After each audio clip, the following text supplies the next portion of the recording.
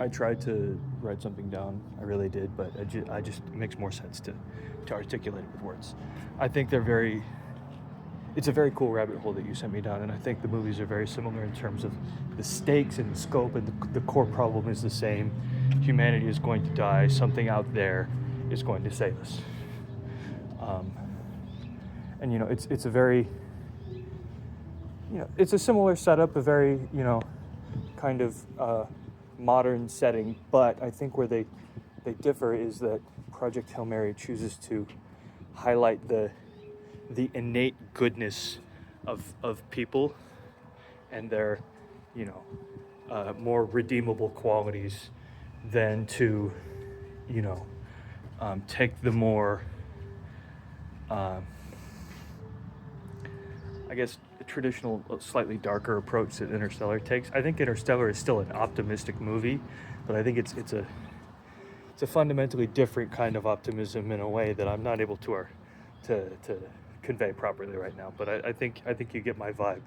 When it comes to the soundtracks, Daniel Pemberton is the one who has composed the score for Project Hail Mary, and you'll know him from all the Spider-Verse movies, and if you remember the Little Big Planet games from the 2010s, he did those as well, and specifically Lego Star Wars 3 he did the score for as well, or some of the composition for.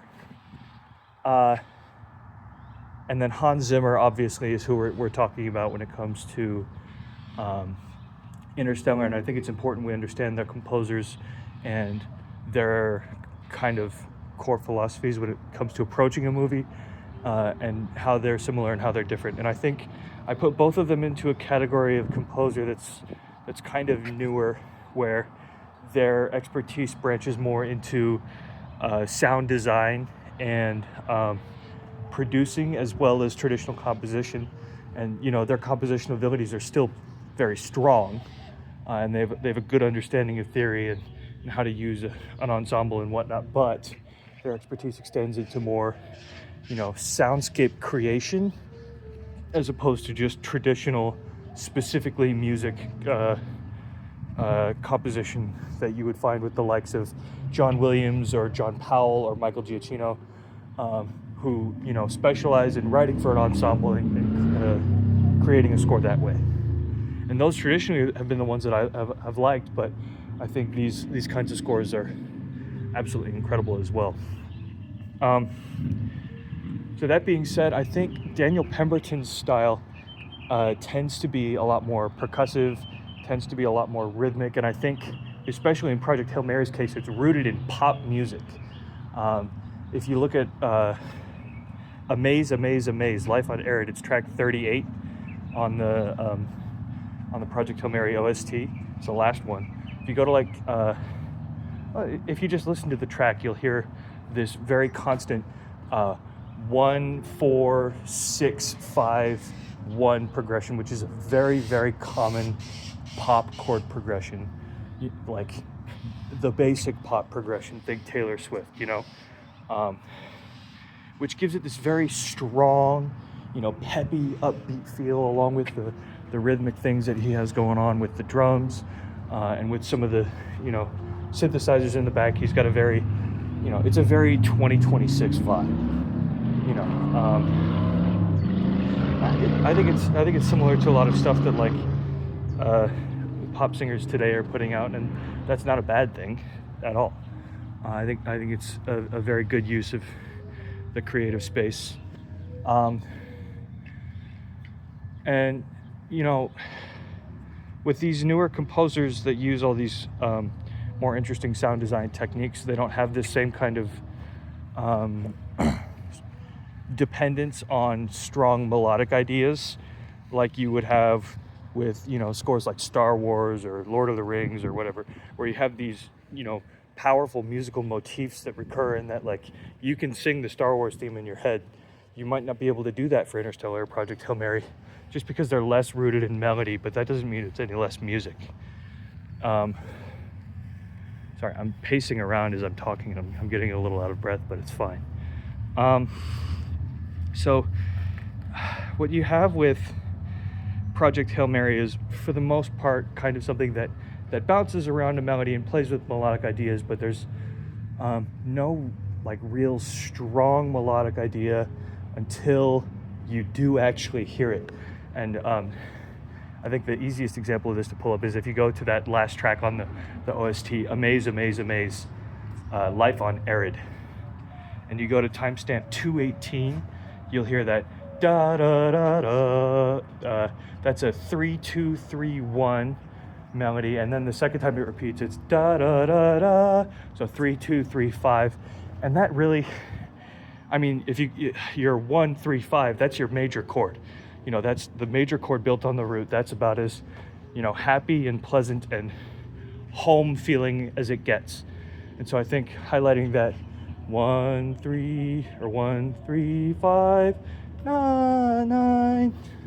Damn it, my aural perception's off today, but you've got that 1-3-5, and then the 2, the second scale degree kind of functions as a 9 as well, which that's theory 3 bullshit, so I won't get too much into that. But the fact that they're outlining that very strong major chord built on the root of the key just gives it a very homeward feel. You know, it's rooted in the I'm rambling now. It makes it feel like home. And so when you have that melody outlining that, you get a very strong, hopeful sense, which is very cool. And it's, for the most part, from what I've heard, the only really strong melodic idea throughout the score. But it's very simple, but he's working with gold. It's you know, it's very well done. And on top of that, he uses kind of a timbre and texture approach, or prioritizing those over other things to create this kind of really soft, really pleasant feeling texture overall, especially in tracks like Amaze, Amaze, Amaze.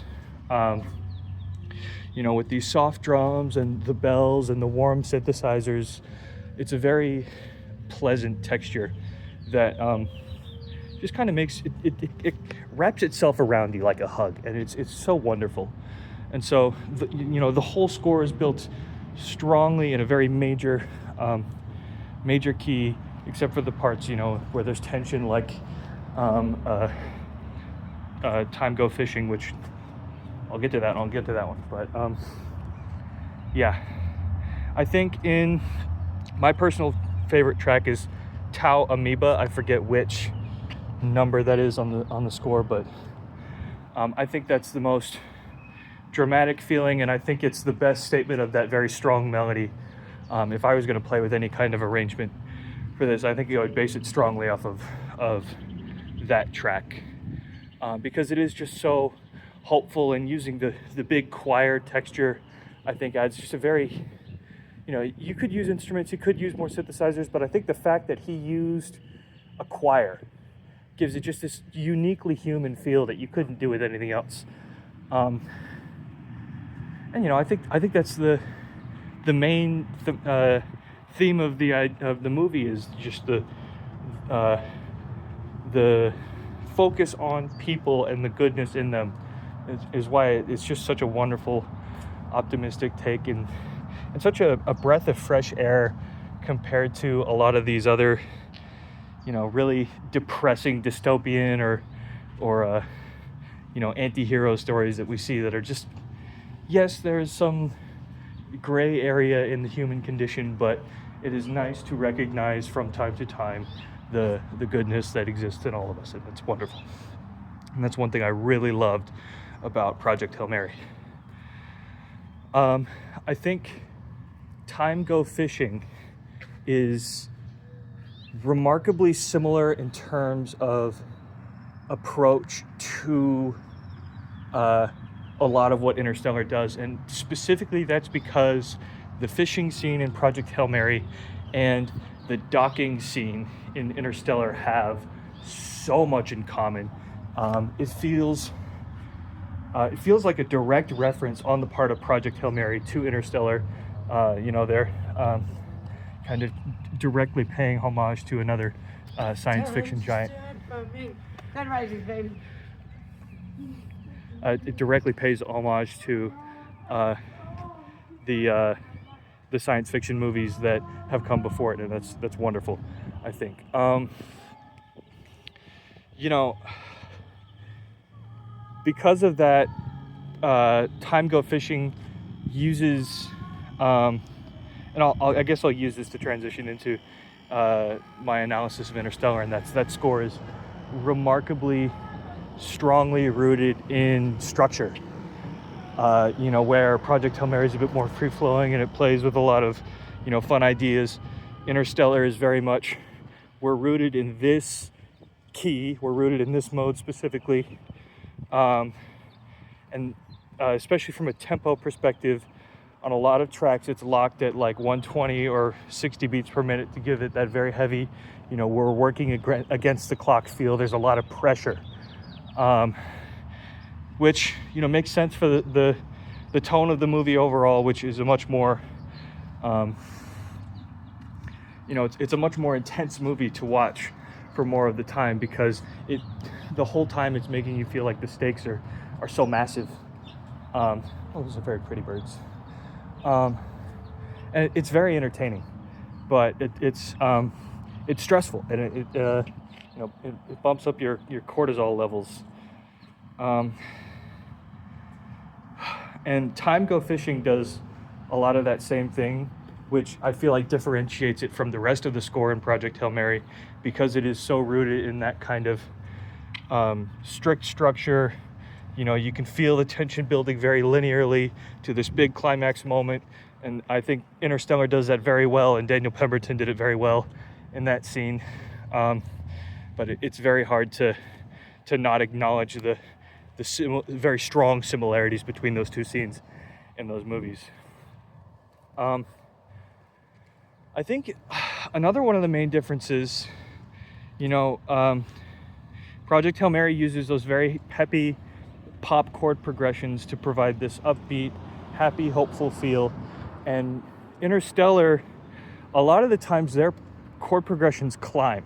So especially if you take a look at Cornfield Chase in the Interstellar soundtrack, you get this, I didn't take the time to figure out what the scale degrees are, but you have this steadily climbing chord progression that just, it escalates and it'll reset, but the tension is just always building and building and building.